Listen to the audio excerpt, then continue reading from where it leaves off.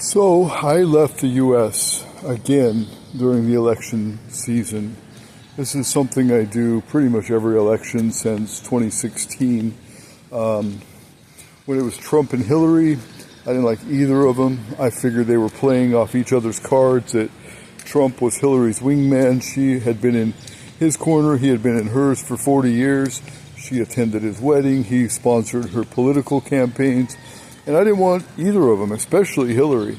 So we left. We went from Maine to the Virgin Islands and then went sailing and ended up in Puerto Rico. But, we kind of just got ourselves a boat and got the hell out of Dodge. 2020 was the same. Went to Ireland, ended up with a baby and some mishaps, but it was mostly to avoid U.S. political issues, and Biden was definitely a scary choice, and I figured he would win. It looked like they were rigging the results. It looked like there was a whole lot of manipulation going on in social media. I was getting shadow banned. People like me were getting shadow banned. The President of the United States, Donald Trump, got deplatformed. I mean, they were trying to reduce the overall effect of campaigning for one particular side, and it looked to me like Biden was going to win, so I got the hell out of there for Biden. And then this year, it looked like they were rigging it for Kamala. Same thing, lots of social media, shadow banning, deplatforming people. I mean, I went from 33 million views in October of 2019 to 30,000 views after getting a content violation, which was basically just promoting my politics on Twitter. And, then Elon Musk bought it. My account never has been restored. I still have limitations. I can't even use the API. So my account is deeply restricted, if not shadow banned. But anyway, with the new set of rules here in the world where freedom of speech, and all the rest is being restored, meritocracy over DEI, all of that. This is the world I had hoped for, more so. I'm sure it's not fully restored, and I'm sure there's a whole bunch of little backdoor deals going on that are nefarious and against the people's will, of course. But if you look at what's going on, I mean, they're taking away all this funding from all these countries that we support through USAID, taking away all this DEI funding, which is basically just racism. Like, if you prefer one race or gender over another for whatever reason, that's racism, that's sexism. I've always been against that. I've got videos since 2013 talking about, hey, I support gay rights, I support gay marriage, I do not support hate crime laws, I do not support affirmative action, I do not support, workplace or, educational preferences based on race or sex, basically DEI, which they have labeled it, diversity, equity, and inclusion. I don't believe in that. I believe in meritocracy. If you look at the statistics, women graduate with more degrees than men. If you compare apples to apples, a woman with the same credentials and history of a man in the same position with the same credentials and history makes on average 2% more than that man. So when they're talking about women compared to men, women make 77 cents compared to $1 for men, is bullshit. What they're doing is they're taking the entire group of men, comparing it to the entire group of women, and they're not taking into consideration that a lot of these women work part-time. A lot of these women don't work as many hours as men. The average man works 47 hours a week. The average woman works 35 hours a week. If you take an accumulation of all of the hours worked and you divide it and compare it, then they're making equal per hour.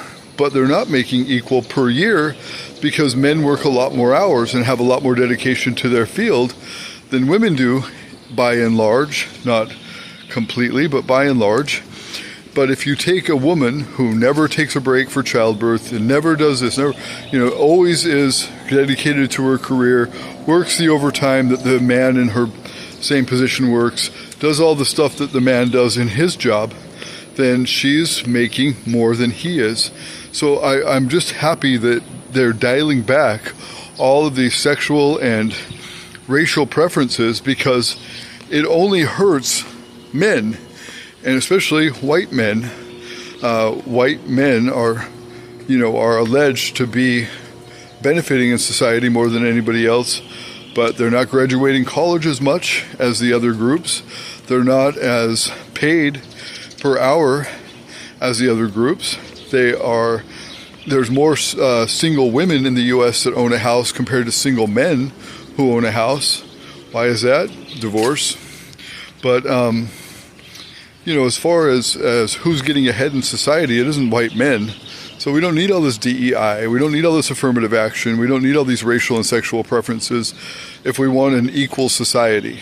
And I believe in the 14th Amendment, and I believe, nobody should be disparaged or reduced or harmed because of their race or gender. I've always stood up against racism and sexism and against homophobia and all that. I mean, I can show you a long history if you just look in the description of this video.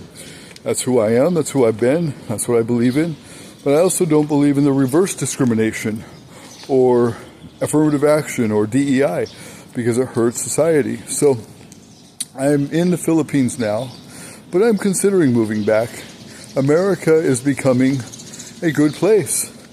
And just like Ron Paul has always, championed for a smaller government, reducing the size of government. They talk about all these departments that they're going to get rid of. The Department of Education spends more per child than any other country, and yet we have the worst results. We are dead last in test results in the nation. Now, in 1980, we had top scores. We were in top 1 and 2 positions, but then in 1980, the Department of Education was built and established, and then we started losing our scores and our performance in education.